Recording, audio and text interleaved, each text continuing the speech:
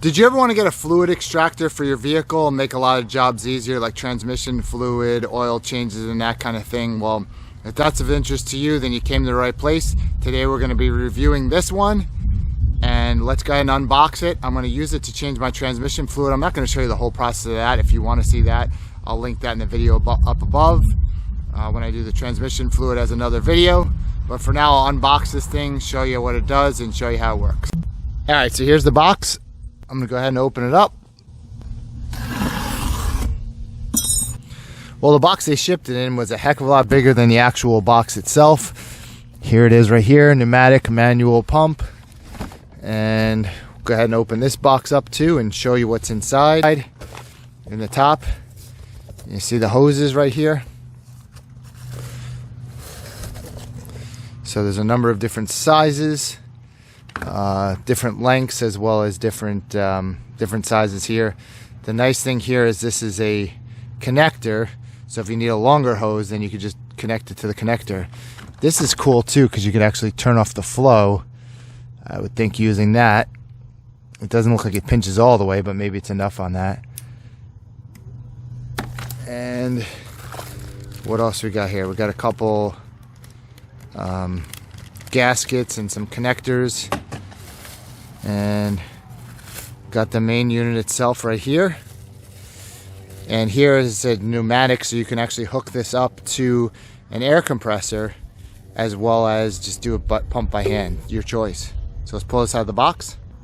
So here it is out of the box. Brand is 4 Uncles, fluid drain, limited line. Here's where you cover this up so that it gets suction, I would say, as well as allows you to pour everything out right here. It's got a nice little lip there for that purpose. Looks like yeah, the inside's their tube down to the bottom. Over here, looks like this connector will go in here.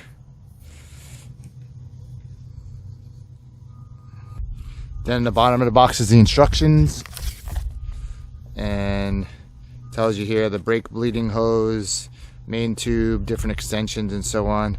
So again, you could read this too if you want. All these pieces come apart, but they have them all together at the moment. And then in here, it's pretty straightforward. Nothing super complex as far as the instructions go. Like I said, there it shows you the connecting the main tube to the secondary tube for extensions, and it just walks you through how to set it up. So I'm gonna look at this and then walk you through it myself. All right, so to connect this, you have the little clips right here, if you can see that well. Those little L-shaped things, and those go around here. So basically just kind of put that on there and then twist it until that locks in place right down there. And that should create a nice connection. And then your tube comes up here, and then you attach one of these other tubes onto the end of here, the proper one that you need for the application you have. All right, so you remember in the beginning I mentioned these things right here, which is just really an extra one of these, which is cool. It's good that they gave you that. So you make sure that's tight. Now if you want, you can hook your air compressor up here, and then that's going to allow you to use the air compressor to pump instead of manually pumping. But right now I have an air compressor and I could do that, but but right now I'm just gonna manually pump, and you can feel the suction right here. So I'm gonna go ahead and set up my car for the antifreeze removal. The other thing I wanted to see is how much the markings on here, is how much fluid it holds, and it does actually list the liters and such right along here. Not super easy to see, but of course it's, I always kind of put a light paint over there or a light magic marker or something like that so I can read these measurements. So let's get going. Now I'm going to show you how this works on my Dodge Journey. I'm not a big fan of doing the engine oil, but if you do it, make sure it's a little bit warm and then let it cool off because you don't want it too hot. But start it up, run it for a little bit, and then cool it off. Take this off, stick the tube down into the engine here, and suck out all the fluids. Same thing with your antifreeze. Make sure that wouldn't be too hot if you're going to do that. I would do that not hot at all. Power steering, brake fluid, you could do any of those type of things, right? So you might want to stick it in here as far as the engine oil, or you may want to go in the dipstick depending on your situation. So for me, I'm going to do it on my transmission fluid, but I'll show you how the fluids come out once I set that up. So as you can see here, the transmission fluid is now coming up out of the transmission and going here, and I'm gonna have to pump this more so I can get the fluid to keep going.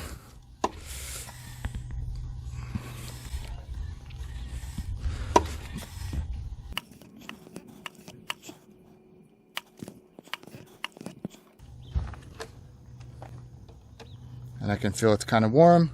See the bubbles going here, starting to go down into the container. You can see it leaking right there, and it's going to fill up as much as can be extracted from up here.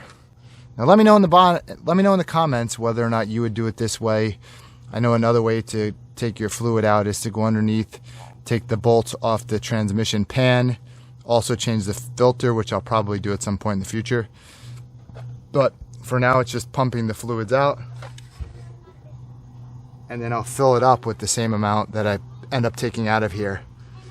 And I'll also measure whether or not, whether or not I have had the right amount of fluid in there beforehand. But you can probably see right here that someone's coming in here. I get the sense that it's probably kind of dirty because it's supposed to be red. But as long as fluid's still going to come out, I'm just going to let it sit. Probably be able to see there also, bubbles right there as the fluid's being sucked in through here and down into there. So I'm going to let it sit for a while, come back and see how it looks.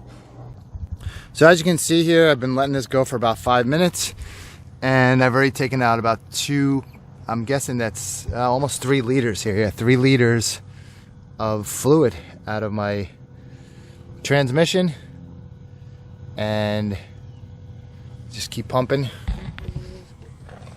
and keep the air, keep pumping, keep the air solid. I can feel the pressure right there. It won't really go anymore.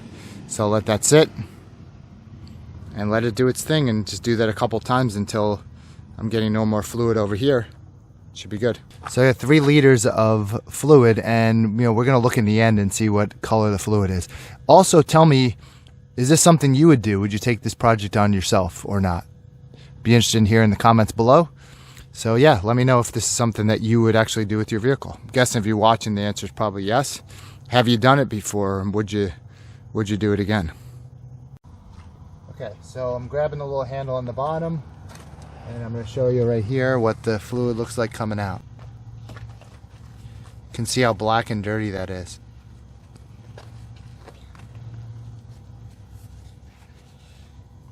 On the paper towel, you can see where the clean fluid is over here, and that's where the dirty fluid is. So you can see the major difference there as well.